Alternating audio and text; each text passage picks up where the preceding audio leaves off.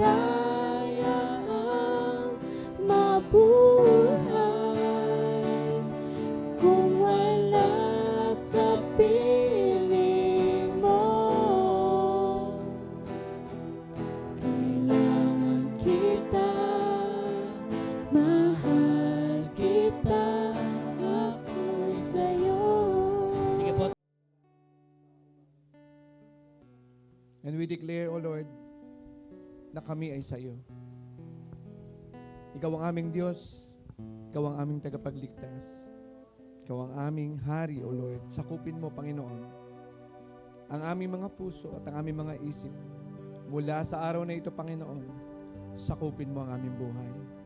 Father God, sa iyo namin patuloy na itinataas ang aming mga buhay.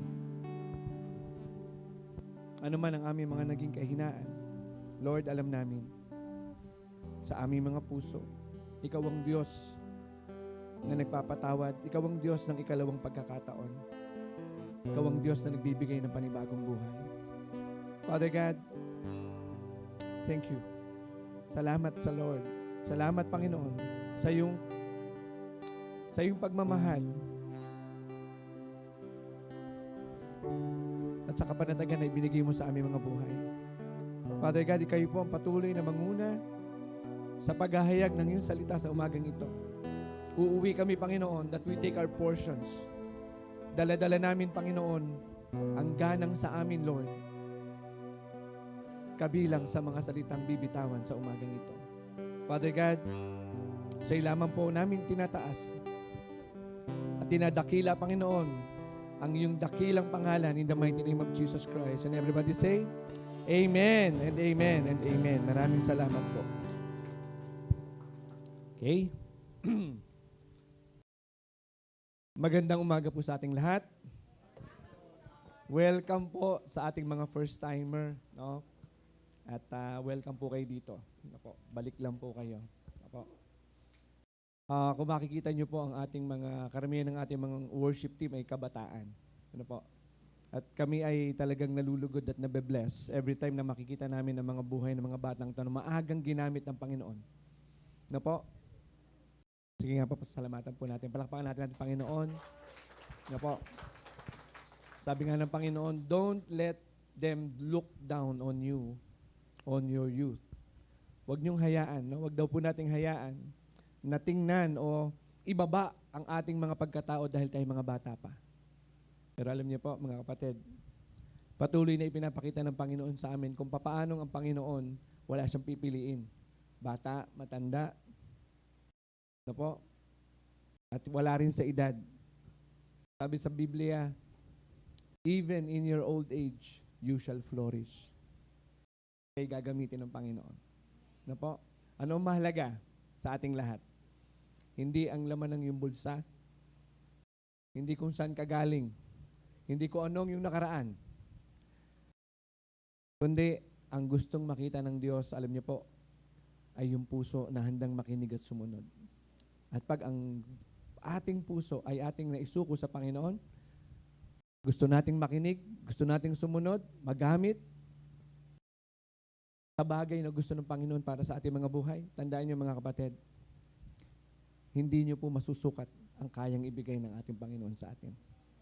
Ang mga buhay na magulo, ang mga relasyon na hindi maayos, walang imposible sa Panginoon. At sabi ng Biblia, walang mahirap sa Kanya. Amen?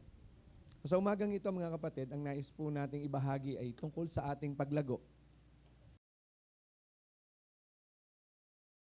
Sige. Okay. Bukod sa masisipag, ang bibilis pang gumawa.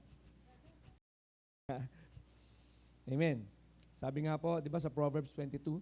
Sabi sa Proverbs 22 verse 6, train up a child the way he should go, so that when he grows old, he shall not depart from it. Hindi na sila lalayo sa kinasanayan. Kaya salamat sa buhay po ng ating mga kapatid na nagdadala ng mga kabataan dito. Ayan, palakpakan natin. Ayan.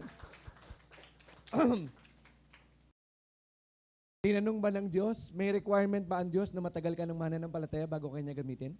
Hindi. Ang ating mga kapatid na to, kailan lang po? bago lang po silang mananampalataya. Pero ang puso nila napili talaga ng Panginoon. No po. Ang lugar na ito, no, pag-aari po nila. No po. Ang mga kabataang dinadala nila dito, kapitbahay nila. No po. Yan po yung isa sa mga palatandaan na ang ating puso, bagamat, pakinggan niyo po to, bagamat kakaunti pa ang alam nating mga salita ng Diyos. Pero ang pusong napihit upang magdala ng mga bagong kaluluwa, ang mga kaluluwang nangangailangan ng salita ng Panginoon, ito'y ang palatandaan na ikaw ay talagang nag-grow na. Ikaw ay lumalago na sa pananampalataya. Dahil kung maalala niyo po, ang mga tao sa Old Testament, wala naman po silang Bible noon eh. Wala silang binabasa noon. Ang tanging baon nila ay yung napapakinggan nila sa mga propeta sa Old Testament at sa pagdating sa New Testament, ang mga salita ng ating Panginoong Hesukristo. Na dahil sineryoso nila ang salita, bumaon sa kanilang mga puso. At dahil bumaon, kahit walang Bible na hard copy, dala-dala nila sa kanilang mga puso. At mga kapatid, hindi malayo po na kayang magawin niya ng Panginoon sa atin. Ibigay lang natin, pisuko natin ang ating mga puso talaga sa Panginoon. Na po? Amen. Pagpasensya nyo na po ha. Parang, eto na sa akin. Parang, mas nakakapauso pa lang makinig ng nagkakantahan. Kahapon nakinig ako ng nagkakantahan dito. Ako yata napaos.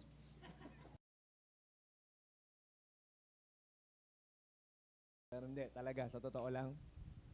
In my heart, no? Pag ako pumipikit, salamat, Panginoon. Salamat. Kasi sinimulan ang gawain na ito, mga kapatid, bunga ng panalangin, bunga ng pagsunod. Nung una, nagtatanong kami mag-asawa, di ba? Lord, di ba sabi nyo, dito lang kami, magtuturo lang kami. At si Ate Lea andito, kasama namin sila dati sa Parañaque. Magkakasama kami doon. Si Sister Rose, no po? Kasama itong mga kabataang gwapo dito sa harapan. Pero ngayon, wag muna kayo mag-asawa. Okay? Hayaan nyo muna kuya nyo. Mauna na ang kuya nyo. Okay? Ngayon, mga kapatid, ang ating pag-uusapan ay growing in the Spirit. Ano po? Okay? Growing in the Spirit is a lifelong journey, mga kapatid. Ito ay paglalayag ng ating buhay na siya ay hindi pansamantala, hindi siya mabilisan, hindi siya ngayon lang. Ano? Ang paglago natin sa Espiritu ay araw-araw na paghingi ng Panginoon sa atin. Kaya mga kapatid, na po, katulad ng buhay ni, kilala niyo naman si Kuya Grover, no? Pinakita natin ang picture niya. Yung picture niya dati, kulang na lang pumirma ang isang bulate. Alam niyo na. Pero dahil sa salita ng Panginoon, ibinigay niya ang kanyang buhay, sumuko siya sa Panginoon. Kuya Grover, tayo ka nga. Para pakita. Kaya bata na uli. Amen. At talagang napuno ng, salamat Kuya Grover, napuno ng pagmamahal yung puso niya. No? Na kahit hindi pa rin siya ganun katatas sa pagsasalita ng salita ng Panginoon, hindi man siya makapagturo. Sabi niya sa akin nung mga 2 weeks ago, Pastor, na andito meron kaming parang kasambahay, ano, Kuya Grover. Kasambahay namin, may sakit siya, dati siyang mananampalataya, pero parang nawawala na siya ng pag-asa sa Panginoon. Mga kapatid, ito yung pinakamasarap maranasan na ikay nagamit ng Panginoon, bigyan ng pag-asa ang isang taong nawawala ng pag-asa. Opo. Kasi may mga tao na kahit pag tiningnan mo, matikas. Yung lahat ng bagay nasa kanya na. No po. Pero pag nasa loob na ng kwarto niya, nako, kulang na lang maglupasay sa pag-iyak. Bakit? Merong, anong tawag dyan? May butas sa kanyang puso. May kulang. No? May kulang. Di ba? Pero pag tiningnan mo siya sa labas, makita mo kung anong klase siya, paano siya tumayo, anong dala-dala niya sa sakyan, parang ang saya-saya nito, parang kumpleto na ang buhay ng taong ito. Pero hindi natin alam, pag nasa loob na ng kwarto yan, at nagsosolo na lang, grabe pala yung dala-dala niya. At ito yung maitutulong ng ating Panginoon sa atin, yung salita ng Diyos. Kaya niya kasing linisin ang puso mo. Sabi sa Ezekiel 36:26, kukunin ko yung pusong bato. Hindi ka makapagpatawad, Ayaw mong makita yung mga taong kagalit mo? Sabi ng Panginoon, kukunin ko ang iyong pusong bato, papalitan ko ito ng pusong laman. Ezekiel 36:26, sabi, at ang bagong espiritu ay isusuot ko sa iyo. Sabi ng Panginoon yan. Bakit kaya sinabi ng Panginoon na isusuot? Bakit kaya hindi sinabi ng Panginoon na ibibigay ko sa iyo, Leia? Pwede kasing hindi isuot ng tao eh. Kaya sinigurado na ng Diyos. Sabi ng Diyos, isusuot ko sa iyo ang bagong espiritu. Amen? So ngayon po, sabi dito, growing in the Spirit is a lifelong journey of aligning your character. Ang isa daw po kasing palatandaan na ikaw po'y naglumalago sa Espiritu, may nababago sa pag-uugali mo. Dati kang palamura, hindi ka na palamura. Dati kang mainitin ang ulo, hindi na mainitin ang ulo. Dating pag nakapanood ng balita, sino dito yung pag nakakapanood ng balita nadadala sa emosyon? Huwag niyong hayaan, ano? Huwag niyong hayaan kasi una-una, kaya yan ipinapaalam sa'yo para maunawaan mo, hindi para magalit ka. No. Sabi dito, ito yung journey of aligning your character with Jesus Christ. So kaya nga may tinatawag na Christ-likeness. Maging katulad tayo ni Kristo. Sabi, through the Holy Spirit, hindi natin talaga kayang baguhin ang ating sarili. Kahit gaano tayo kagaling at katalino. At kahit masipag tayo mag-church o magsimba, tandaan niyo po, kung wala ang salita ng Diyos sa ating puso, hindi mababago ang ating buhay. Sabi dito, it involves moving from spiritual infancy. Ano bang pag sinabing infant? Ano ang infant? Baby, sanggol. Alam naman natin, mga kapatid, na pag ikay bagong Kristiyano, tanggap ng Diyos na ikaw po ay infant bilang Christian. Ikaw ay sanggol bilang mananampalataya. Pero sabi po dito, ang maturity, ang paglago daw po sa spirito ay spiritual infancy to maturity. Paano mo masasabi na may maturity ka na in the spirit? By producing the fruit of the Spirit. Sabi sa Galatians 5:22, di ba? The fruit of the Spirit. Mamaya, pag di-discuss natin. Sabi dito, relying on God's Word. Wala po talagang lumago sa salita ng Diyos nang hiwalay sa salita ng Diyos. Gusto niyo pong lumago in the Spirit? Huwag kayong umalis sa church. Yung mga gawain ng church, atinan nyo. Yung mga, katulad ngayon, di po ba, naka-online tayo? Di po ba? May mga kapatid kayo, pinsan, kamag-anak, mahal sa buhay, na gusto nyong marinig yung salita ng Panginoon. Buksan nyo po yung Facebook natin, no? Na itong ating pong Facebook page ay mai-save, mai-share nyo. No po? Para dun sa iba na baka sakaling hindi pa na, pero hindi ako naniniwala, hindi nyo pa alam. Alam nyo na yan. Yung may arrow. Pindutin yung may arrow, mamimili na lang kayo kung kanino nyo isa-send. Alam nyo po kung bakit? Maaaring tayo hindi natin kaya magsalita. Pero, yung po kasing naandyan na video, pwede siyang magsalita para sa inyo. Maabot yung inyong mga kamag-anak, mga minamahal. Na po? So sabi dito, relying on God's Word and participating in prayer and fellowship. In short, ito yung tinatawag na pray, praise, and worship. Gusto ko pong maunawaan nyo kung gaano kahalaga yung panalangin talaga. Dahil kami po, hindi naman po kami ganito kaagad. Kung paano po kami na-develop at binago ng Panginoon dahil sa pagsunod. Pagsunod sa pananalangin, no? Pray, praise, worship. Sanayin niyo po. Hindi po talaga tayo pwedeng maglingkod ng tayo ay hiwalay sa salita ng Panginoon. Gusto niyo mong mag-worship, hindi ka pwedeng, yung salita ng Panginoon, dapat may baon dyan. Dapat palagi kayo may naririnig. Kasi sabi po nila, para daw itong baso ang ating buhay. Pag ang laman ng basong to ay, halimbawa, no? Katulad nito, may kukwento ko sa inyo, no? Si Kuya Tan at si Kuya Budots, gusto nilang iayos yung tubo natin sa likod. No. Saka gusto nilang maayos, nakita nila maputi na eh. Si Kuya Tan, tinikman ni Kuya Tan. Wala nang amoy, maliwanag tuloy. Malinaw na daw yung tubig eh. Tinikman niya ngayon niya. Minsan maliwanag eh, no? Yung tagdan, malinaw pala. Tinikman niya. Nako, ayun. Hello, hospital. Tawa ng asawa. O, di ba? Gustong-gusto mo maglingkod. Di ba? Pero minsan, kahit yung tubig, kala mo malinaw na, pero yung pala may kahalo pang mga bakterya doon. So, kailangan mo masigurado. At the only thing that can give you assurance and insurance sa inyong buhay, walang iba po. Alam niyo kung ano? Ang salita ng Diyos. Dahil kung merong hindi kayang gawin ng ating Panginoon, hindi niya kaya magsinungaling sa atin.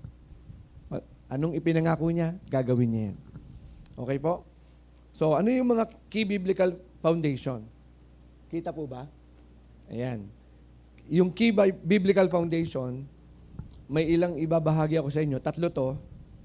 Ang inihanda po naming slide ay nasa 250 ba? 250 slide. So, tama-tama, magpa-fasting tayo ng tanghali. Pagkain nyo ng hapunan, ma-appreciate nyo talaga yung kakainin nyo mamayang hapunan. Okay? 300. O, kita nyo, 300 pala yung slide. Okay. Ang una, sabi, the fruit of the Spirit. Ang foundational, biblical foundation po, ay yung dapat makita sa atin yung bunga ng Espiritu. At ano-ano ba yung bunga ng Espiritu? Sabi dito, true spiritual growth is marked by the transformation of your character. So mga anak, mga kapatid, mga minamahal, ang una po palang makikita kung tayo talaga'y lumalago sa Espiritu at katotohanan, yung dati nating buhay at pag-uugali, tatalikuran talaga natin. Alam niyo naman, di ba, si Pastor, muntik na maging alcoholic before. Hindi ko na kaya pag walang alak, nangangatog na kamay ko. Hindi ko rin alam kung paano ko yun tatapusin sa buhay ko. Hindi ko alam, kuya. Hindi ko alam kung paano ko tatanggalin. Pero nung sumuko ako sa Panginoon talaga, unti-unti, yung kagustuhan ko doon, yung desire ko doon, unti-unting nawawala. At ako naniniwala, lahat tayo kayang gawin ng Panginoon sa atin yan. At sabi sa Galatians 5:22, sabi dito, but the fruit of the Spirit is what? Love, joy, peace, patience, kindness, goodness, faithfulness, gentleness, and self-control. Sabi po yan sa 1 Corinthians 13:4-7. Sa ibang version, sa New King James Version, sabi, love suffers long and is kind. Love does not envy. Anong envy? Mapagselos. Inggit. Yan, mapag-inggit. Love does not parade itself. Anong sabihin? Ipinagyayabang. Is not puffed up. Hindi bigla na lang. Okay? Does not behave rudely. O yung ugaling hindi katanggap-tanggap. Hindi ito para lang sa kanyang sarili. No? Hindi siya mabilis magagalitin. At hindi siya nag-iisip ng masama. Does not rejoice in iniquity, but rejoice in truth. 7, bears all things. Kaya hindi po kayo nagtataka? No? Mga tatay at mga nanay, lalaki at babae. Okay? Hindi kayo nagtataka? Nung kayo nagpakasal, ready? Ready na? O yung mga kabataan, magtakip muna kayo ng tenga. Hindi, okay lang na marinig nyo para alam nyo na. Dahil sa susunod na panahon, kayo naman magiging magulang eh. Hindi ho ba nung pinakasalan nyo ang inyong asawa, nung ba kayo hindi pa kasal, kabisado nyo na ugali ng asawa nyo? Hindi. Kailan nyo nakabisa? Nung magkasama na kayo sa isang bubong. Amen? At nung nakita mo yung ugali ng asawa mo, iniwan mo ba? Yun yung ibig sabihin dito. Bears all things. Yun. Kahit malakas, humilik yan. Parang may nakaka-relate dito. Di ba? So, anong ibig sabihin? Bears all things, believe all things, hope all things, endure all things. Amen? So, sabi sa 1 John, binasa natin to kanina, doon sa mga naka-attend ng intercession, 1 John 3:16, ang message niya katulad ng John 3:16. Tingnan niyo po by this we know love. Because He, sino yung He? Si Jesus Christ. Laid down His life for us. Totoo naman, di ba? Kaya siya ipinako sa krus, ibinigay niya ang buhay niya sa atin. Pagdating sa, and we also ought to, tingnan niyo po ibinigay ng Panginoong Hesus ang buhay sa atin, pero tingnan niyo, we also ought to lay down our lives. Sinabi ba ni Jesus Christ na ibalik niyo sa akin? Hindi. Our lives for the brethren. ibalik nyo. You are blessed to be a blessing. Kung ano yung mga ibinigay sa atin, kung ano po yung mga konsiderasyong na-receive natin, ano yung mga konsiderasyon na na-receive natin, yung dapat patay ka na, buhay ka pa rin. Na-disgrasya ka, dapat patay ka na, buhay ka pa rin. No? Yan yung mga konsiderasyon. Na dati kang nagkasakit at yung sakit mo, pwede ka nang mamatay, pero buhay ka pa rin. No po? So, anong ibig sabihin? Yung mga ibinigay sa ating konsiderasyon, ilagay natin sa puso natin at sa isip natin na maibalik natin to sa iba. Yung kabaitan ng mga magulang natin, maibigay natin sa iba. Yung pagmamahal ng mga magulang natin, maibalik natin yung pagmamahal. At doon sa mga kapatid natin, ibalik natin. Anong tawag doon? Throw forward. Pay forward. No? Yung mga ginawang kabutihan sa atin, imbis na ibalik lang natin sa kanila, ipadama natin sa ibang tao. Yung pagso-soul winning, yung pagbibisita sa mga bahay, yan ang isang bagay na ikaw ay nagpapakita na you're paying forward. Di po ba? Nung tayo naligtas, ako po, nung ako'y naligtas, kaya naman ako naligtas dahil may nagmalasakit sa akin eh. Kung walang naghayag ng salita ng Diyos sa akin, hindi ko malalaman ang kaibig sabihin ng kaligtasan. Hindi ba? Di po ba may hindi nagmagandang loob sa inyo na kayo nakakilala sa Diyos? Ano ngayon ang kailangan natin gawin? Nang binago na tayo ng Diyos, pinalakas na tayo ulit ng Diyos, anong kailangan natin gawin? Be grateful at the same time, pay forward. Doon sa ating mga kapatid na hindi pa nakakatanggap sa Diyos, sa mga pinsan natin, sa mga kamag-anak natin, even sa ating mga magulang. No? Sabi dito, sa number 2, ano yung kailangan? Yung una, kailangan makitaan tayo ng bunga ng Espiritu. Ano yung pangalawa? Renewing the mind. Yan yung nakalagay sa Romans 12 verse 2, di ba? Sabi dyan, do not be conformed to this world, but be ye transformed by what? By the renewing of your mind, that by testing you may discern what is that will of God, what is good and acceptable and perfect will of God. Ayan, nakalagay naman dyan, ano? So, yung number 2 natin, kailangan palang may mabago sa ating pag-iisip. Okay. Nung bata ka, nararanasan mo, palagi kang pinagbibigyan. Bata ka eh. Pero halimbawa, ilan taong ka na, nak? 27. 27 years old, tapos palagi ka pa rin pinagbibigyan ng nanay mo, sa tingin mo kaya? Ano sabi?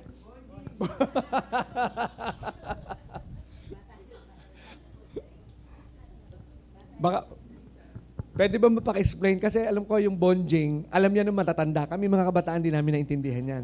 Ano yung sabihin ng bonjing? May pinikula niyan dati, di ba? May video niyan dati. Di ba? Okay. So, anong ibig sabihin? Tayo naman mga kapatid, one way or the other, may mga childish tayong parte ng buhay eh. Di ba? May mga tao na kahit gaano kalakas yan, pag yan ay nanghihina, tinatawag pa rin ng nanay. Nanay ko, di ba? Hindi ko na kukwento kung anong pangalan at sino yun, ha? Meron kaming kasama, pastor na ngayon. O sige, para maano nyo, taga Isabela. Pero hindi ko na sasabihin kung anong pangalan, ha? Pag yun ay nalalaseng at umiiyak, ang hinahanap niya, nanay niya. Nung lumang buhay niya, ha? Nung lumang buhay niya. O. Tapos pag yun ay nalalaseng, anong ginagawa niya? Naglalagay ng polvo. Sino ang mahilig sa polvo? Di ba mga kabataan? O yun, tsaka yung mga dalaga. Pero usually, kaya mo nahiligan yan dahil nung bata, palagi kang pinopolvohan. Okay, anong ibig sabihin? Nagkakaroon ka ng regression. Bumabalik ka pa rin doon sa dati. Sinong hinahanap mo? Nanay pa rin. Mama pa rin. Tama? Alam nyo, ang katotohanan, no one had overcome his childhood. Lahat tayo may bata sa puso natin. May kahangalan. May kahangalan dyan. Na kahit gaano ka kaseryoso, gaano ka nakagaling, palagi may bata pa rin dyan sa loob na yan. Walang naka-overcome daw niyan fully. Ngayon, by the renewing of the mind, maiisip mo ngayon, hindi man mawala yan. Di ba sabi, yung luma niyong pagkatao, nandyan pa rin. At kinukuha mo yung bago mong pagkatao, di ba? Dito, sinasabi sa renewing of the mind, malalaman mo kasi na pagkabataan, mga kabataan, sino yung nag-aaral pa? Taas ang kamay. Okay. Habang nag-aaral pa, kaya nga sabing estudyante. Pag estudyante, anong priority? Pag-aaral. Okay. Hindi ko na sasabihin yung ibang bagay, ha? Okay? Alam nyo na yon. Labas doon sa salitang pag-aaral, bawal. Okay? Alam nyo na. Ha? Sa mga lalaking gwapo, bawal ding magpaligaw. Okay? Bawal ang sobrang gwapo. Okay? Anak, alam mo na, ha? Ikaw, pwede pa. Nagtatrabaho ka na eh. Kasi pag tinignan nyo at binalikan nyo ang Genesis, ang unang ibinigay ng Diyos sa tao ay hindi ang makakapareha sa buhay. Pag binasa nyo po yan, Genesis 2, verse 14, sinasabi ng Diyos, alagaan mo tong hardin, pangalagaan mo to, protektahan mo. Pagdating sa 18 to 21 onward, sinabi ng Panginoon, nakita ng Panginoon na hindi pala maganda na nagsosolo ang lalaki. So, binigyan siya ng, ito pa isa mga kalalakihan. Gising gising. Anong sabi ng Diyos? Suitable partner. Hindi sinabing perfect partner. Kaya huwag kayo maghahanap na perfect partner. Hindi totoo yun. Ang ibibigay sa iyo ng Panginoon ay yung suitable sa iyo. Okay? Babae ganun din. 'Di ba? Ano pamantayan ng babae? Tall, dark, and handsome. Ang binigay sa iyo. Ano binigay sa iyo? Short, white, and not handsome. Ha? And never mind. Okay. Pero, tandaan niyo mga kapatid, lahat tayo may katapat. Nung ako'y 40 years old na, alam ng asawa ko to. Ang gusto ko na lang, mamuhay sa ibang bansa, magpakabinata doon. Ginawan ko na nga ng tula. Ginawan ko na po ng tula yung aking buhay. A bottle of beer, a guitar, and a loyal dog. Yun na lang gusto kong buhay noon. At yung binabanggit ko palaging Europa, hindi biro yun, totoo kong plano yun. Gusto kong tumira sa Europa, doon na lang ako maninira hanggang sa mamatay ako doon. Wala akong problema sa pera, malakas akong kumita noon eh. Yung pag-aaralin ko na lang. Pero yung plano ko, sabi sa Proverbs 19:21, di ba? Sabi, maraming pinaplano ang tao sa kanyang puso, pero ang kanyang kalooban ng masusunod. Hindi nasunod ang gusto ko. Bigla kong naalala yung isang bata dito sa Bacoor. 2009. Ayun.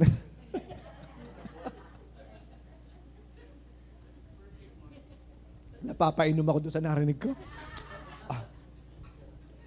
Pero totoo. Siguro kung ako'y nandun na, malamang may sakit na ako. Babalik ako sa pag-iinom eh. Babalik ako sa bisyo ko eh. Pero may plano palang iba ang Diyos. No? Pinag-antay pa ako, iniayos pa buhay ko bago ko pa napakasalan si attorney. Oh. Pero pinag-isipan ko nung matagal kung sasagutin ko siya o hindi. Baliktad. Ako, ginigising ko lang kayo. Pag nakita nyo ako bukas na naka-long sleeve, alam nyo na nangyari. Puro kalmot. Ang tawa ni Ate Mary. Nagbago na daw.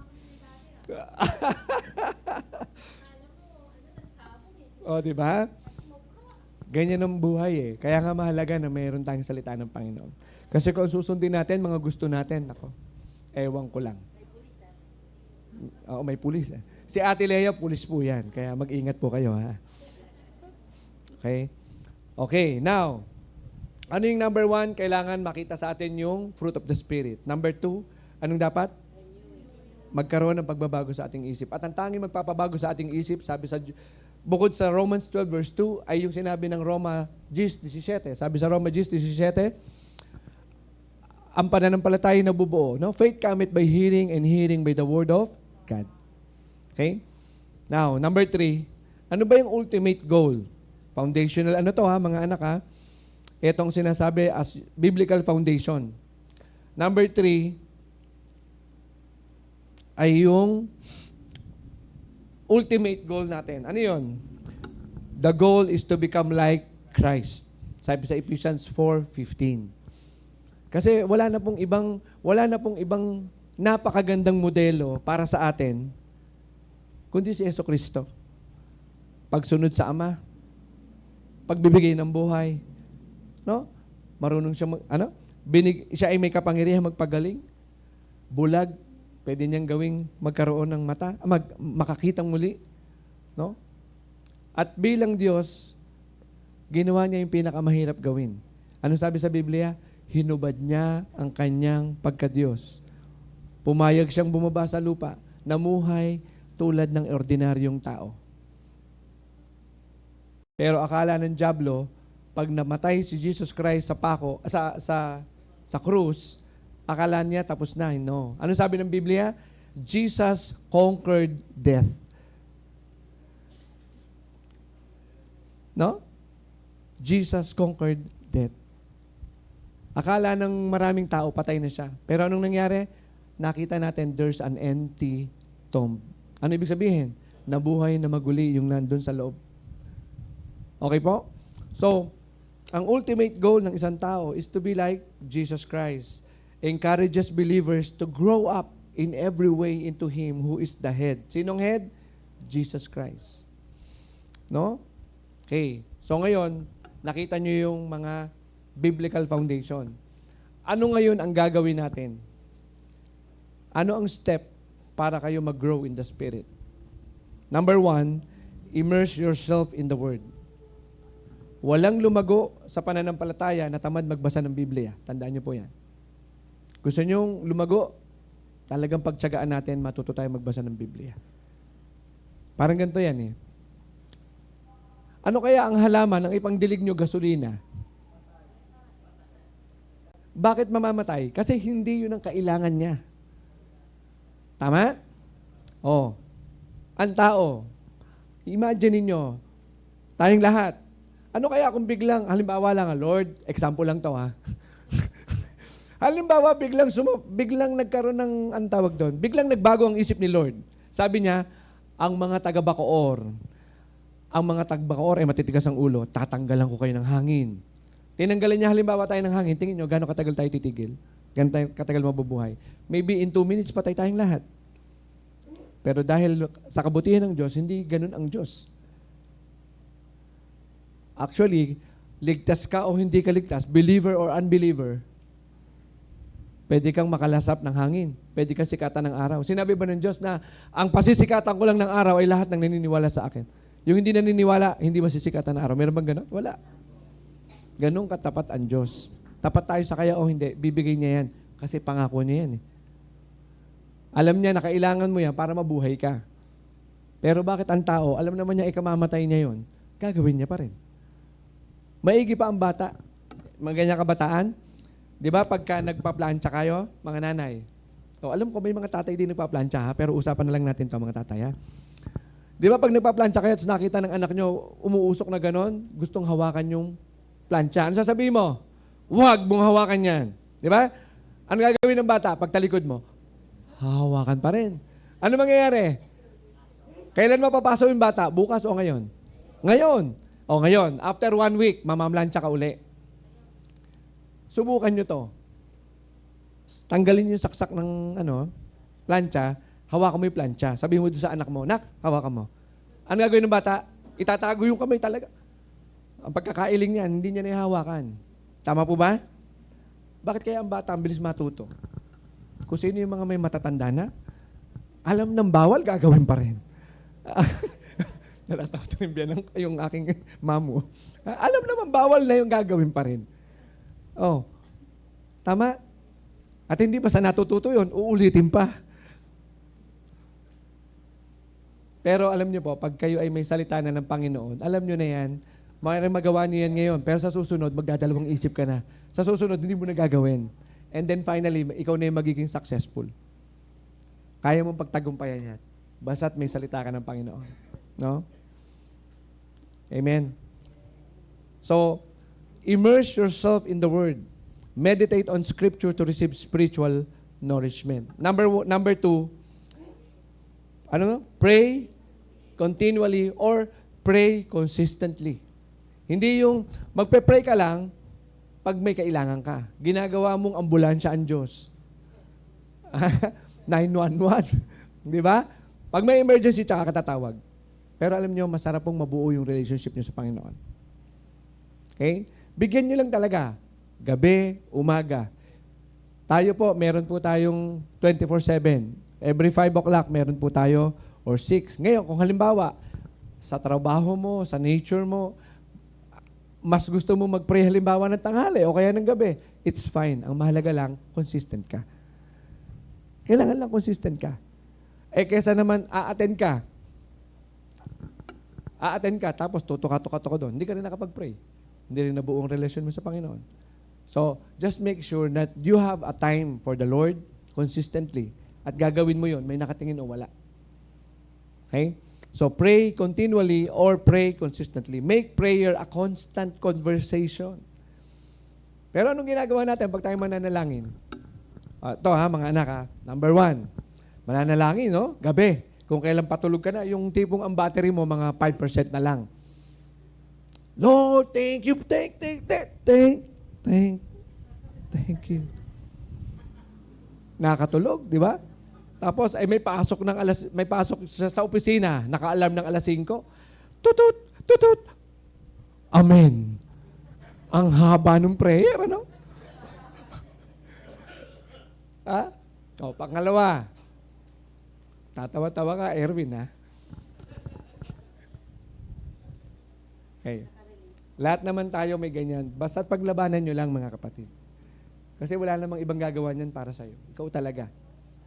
Ikaw makikipagkasundo sa Panginoon, ikaw gagawa niyan para sa'yo. Mararamdaman mo pag ikay naging tapat sa Kanya, tandaan nyo, unti-unting babaguhin ng Diyos, unti-unting ayusin ng Diyos ang buhay natin. Tandaan nyo yan. Garantisado yan. Okay po? Tapos, relying on Spirit for wisdom and strength, for accountability and encouragement. Okay. Kailangan po kasi tayo, ang isa sa bagay na kailangan nating mapag-aralan at matanggap sa ating buhay, may accountability tayo. Pag sinabing accountability, walang ibang gagawa niyan, ikaw yan. Okay? Yung pag-iingat mo sa health, walang ibang gagawa niyan, ikaw yan. Okay? Yung pag-aalaga mo sa katawan mo, walang ibang gagawa niyan, ikaw talaga yan. Okay? So, yung accountability, yan yung ibig sabihin niyan, may nakatingin o walang nakatingin, gagawin mo. Kasi yun yung tama. Kasi accountable ka eh. Parang ganito yan. Pwede mo bang, sa mga may anak, meron pa ba ditong may maliit na bata, na anak, na dumedede pa? Imagine, lahat naman tayo dumaan doon. Halimbawa yung anak nyo, pwede mo bang sabihin bilang tatay, anak, wala akong pera. Sa 1 linggo ka na dumede ha? Pwede ba yun? Hindi. Pwede mo bang isuspend yung pagdede ng anak? Hindi pwede. Pero tayo, tingnan nyo po, pag tayo ang hihingi, gusto natin ura-urada. Tama? Pero pag tayo ang magbibigay o tayo ang maglilingkod, nako po, pag-aantayin natin hanggang kailanman. Tanong ko, unfair ba yun? Fair ba yun sa Panginoon? Hindi. Pero ang pinapanalangin ko, yung season ng Panginoon sa inyo, maano nyo na talaga siya, matagpuan nyo na yung season ng Panginoon. Kasi pag yung season ng Panginoon natugunan nyo, I tell you, yung insurance at assurance nandun. Maaayos ang buhay nyo, maaayos ang mga anak nyo. No? Okay? So pray. And then, ano yung pangatlo? Ito yung isa. Kailangan nyo ngayong i-apply kung anong inyong natutunan. Apply what you learn by serving others. Mga kapatid, hindi talaga pwedeng tumigil lang sa atin yung tinanggap natin. Yung tinanggap natin kaligtasan, yung tinanggap natin pagmamahal ng Diyos, biyaya ng Diyos, hindi pwedeng tumigil lang sa atin yan. Malalaman mo na ikaw ay nagkakaroon ng growth or nag-grow ka in the Spirit pag hindi ka na mapakali na hindi ka makasunod. Ano ibig sabihin? Halimbawa, may kausap ka, papasyalan kita. Halimbawa, ganun, papasyalan kita. Kausap mo siya para ka mag-share ng salita ng Diyos. Dadating sa panahon na, tandaan nyo ito, dadating kayo sa panahon na hindi kayo mapapakali pag hindi kayo tumupad sa usapan na yun. Pag dumating yung panahon na yun, hindi na kayo makakatakbo talaga. Yun na yung encounter talaga sa Panginoon. Ngayon, mapapansin nyo, pagka Pastor, ganito, Pastor, ganyan, Pastor, hindi mo na ako makakapunta, Pastor, ganyan, Pastor, umuoo lang ako sa inyo. Kasi ako naniniwala ako sa puso ko, talagang may panahon ng Panginoon sa'yo at di ko kayang panghimasukan yung process na yan. Kayo talaga yun eh. Hindi ko kayang panghimasukan yung proseso na yan. Ang pwede namin gawin mag-asawa bilang pastor nyo, ipag-pray kayo. Pero kung halimbawa, siyempre hindi kami masaya na nandyan kayo pero napipilitan kayo. Masaya kami na nandyan kayo pero deep inside, sana mabago yung puso niya. Na maging kontento siya pag naglilingkod. Amen? Apply what you learn by serving others. Kasi pag kayo po ay nagsisilbi na sa iba, makapansin nyo, sinabi yan sa Biblia, die daily. Yung mga gusto nyo lang gawin, mawawala yun sa inyo. Halimbawa, imbis na mag-share kayo, imbis na sasama kayo sa CICL, halimbawa, mas gusto mo maglaro lang sa bahay, halimbawa. Oh. Tapos, pag naglaro ka, ang matindi niya, naglalaro ka, di ba? May ganon, di ba? May pinipindot ka. Tulog na, gumagano pa rin. Tulog na, ha?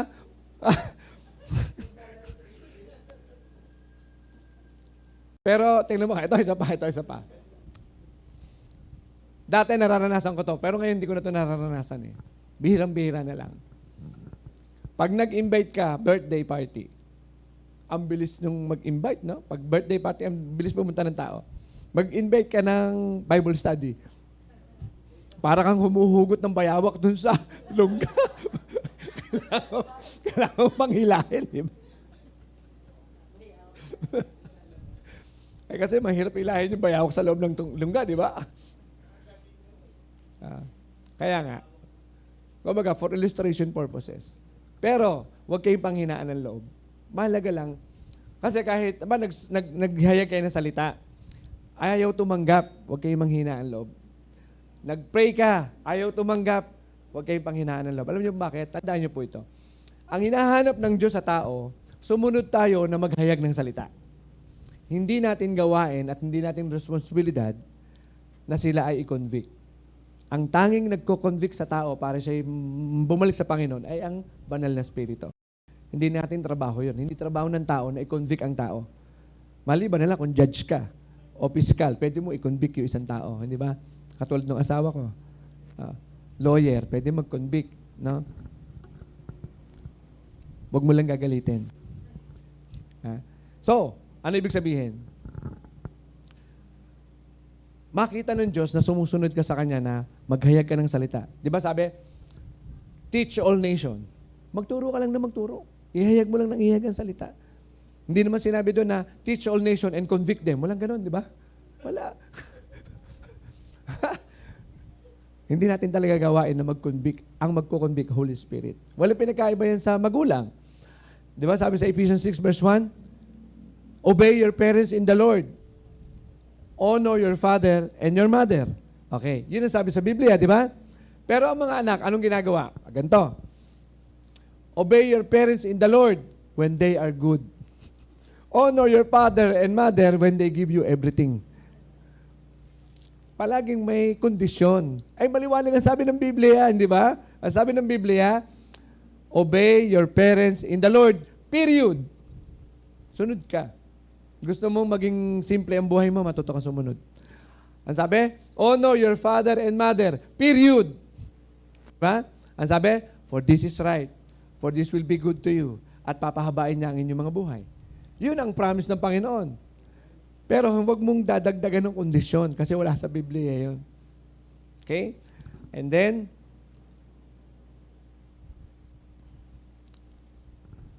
yung number 4, keep the fellowship. Minsan, napagsasabihan kayo ng pastor. Kasi dito nyo malalaman kung nagkakaroon kayo ng growth in the Spirit. Dapat, pagka kayo pinagsasabihan ng pastor, minsan masakit. Pero huwag kayong lalayo sa church. Huwag kayong lalayo. Huwag nyo lalayuan yung mga taong nagtatama sa inyo. Kasi walang ibang gagawa niyan. Halimbawa, tropa mo, tingin mo kaya, ang tropa mo, didisiplinahin ka? Hindi. Isa lang ang magdidisiplina sa'yo. Either yung magulang mo o pastor mo. Dalawa lang. Ano ang lamang ng magulang sa pastor? The parents is the only person na binigyan ng Panginoon ng kapangyarihan at otoridad to bless their children. Kami, pwede namin kayo ipag-pray. Pwede namin kayo bigyan ng sabihin natin, ipag-pray na maayos. Pero yung blessing na wala kayong grudge sa magulang nyo, tanging magulang lang ang pwede magbigay niya. Hindi namin kayang ibigay sa inyo yan. Magulang lang ang pwedeng gumawa. Oh, ang biro. Ano ang biro ko sa mga bata? Oh, mga bata, huwag nyo nga awayan ng magulang nyo, ha? Baka hindi kayo i-bless. Oh, tama? Pero yung ibang tao, hindi nila naintindihan yung kahalagahan ng blessing ng magulang. Hindi nyo napapansin, maraming mga kabataan nagiging successful sa buhay. Pero may isa pa rin silang hinihingi. Sana makasundo ko tatay ko. Sana makasundo ko nanay ko. Sana maayos yung kaming magkakapatid. Diba? Pero successful na yun, ha? Mayaman na, ang ganda na ng bahay. Nabibili niya lahat ang gusto niya. Yung kwarto nyo palagi ang pamantayan. Kung anong klase kang believer. Malalaman mo yan pag nasa loob ka na ng kwarto at wala ka nang kasama. Umiiyak ka ba? Dahil meron ka mga unresolved issue? O malaya ka na sa lahat dahil tinanggap mo na ang Panginoon at binigay mo na sa Kanya? Di ba? So, ano pa? Conclusion. Malapit na ako matapos. No? Sa introduction. Malapit na ako matapos sa introduction. Conclusion. Sabi dito, sa Hebrew 12:11, sabi dito, now no chastening for the present seemeth to be joyous. Wala daw pagtatama na ang itinatama natutuwa. Okay? Meron ba ditong habang pinagagalitan nakangiti sa magulang? Meron ba? Yung tipong sinasabi sa'yo, anak, nagsinungaling ka na naman. Sasabi mo, opo. Nakangiti pa. Di ba? Di ba? So, anong ibig sabihin? Lahat tayo, pag dinidisiplina tayo, minsan sumasama loob natin. Pero when you go back to yourself, tandaan nyo palagi, ba't ako pinagalitan? Ba't ako pinagsabihan? Kasi from there, doon nyo malalaman, tama pala si pastor, tama pala magulang ko. Now, chastening for the present seemed to be joyous, but grievous. Nevertheless, sabi, afterward, it yielded the peaceable fruit. Galing, ano? Kapayapaang bunga. Peaceable fruit of righteousness, yung tamang pamumuhay, unto them which are exercised thereby. Yung mga nagpa-train. Kaya huwag kayong matakot magpa-train. Kahit nasasaktan kayo, kahit nahirapan kayo, magpa-train kayo. Okay? Sa conclusion, Galatians 5:16, this I say, then, walk in the Spirit, and you shall not fulfill the lust of your flesh. Gusto nyo huwag kayong maging alipin ng inyong flesh? Lakaran nyo yung sinasabi ng Espiritu. Lakaran nyo yung sinasabi ng Biblia. And the last one, hindi pa pala, meron pang dalawa. Hebrews 10:25. Sabi sa Hebrews 10:25, not forsaking the assembling of ourselves together. Yung pag-church, wag daw po nating i-abandon. Yung pagdalo sa mga gawain, wag daw nating i-abandon. Not forsaking the assembling of ourselves together as the manner of some is, but exhorting one another, and so much the more as ye see the day approaching. Hebrews 10:25. And last one, okay na pala yun. God promises to be actively involved in this process. Kasama niyo ang Panginoon. Kahit anong proseso ng buhay niyo, tandaan niyo ang Diyos nandyan. Ang tanong, handa ba tayong tanggapin ng Diyos sa buhay natin? Kasi hindi niya tayo i-abandon. Ang nang-a-abandon talaga tao. Ang lumalayo sa Diyos, hindi Diyos ang lumalayo sa atin. Ang lumalayo, tao.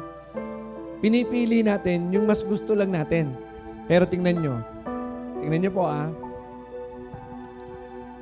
halimbawa, kabataan, wala pang lisensya, bawal magmaneho, itinakas ang sasakyan, kasama yung barkada, halimbawa. Okay? Okay lang kung nahuli lang, kuya. Paano kung nakabangga pa o kaya nabangga pa siya? Tama? Okay. Tapos dumating yung mga magulang. Wala na yung lahat ng kaibigan. Sino na iwan? Yung anak mo. Tatanungin mo yung anak mo, nasan mga kaibigan mo? Umuwi na po. Ikaw lang nasa presinto. Yan yung realidad ng buhay. Pag ipinagpalit nyo ang inyong magulang sa inyong mga kabarkada. Sasabihin ko sa inyo, totoo yan. Pero ang magulang, kahit naiinis na sa yan, kahit galit na sa yan, hindi kanyang kayang tiisin. Lalo kung nandun ka sa ganon, yung makukulong ka, hindi kanyang kayang tiisin. Gagawa ng paraan yan para mailabas ka. So, tandaan nyo to, ang kaibigan, hindi ganyan. Bihirang-bihira kayong makakakita ng ganyan. No? So, last.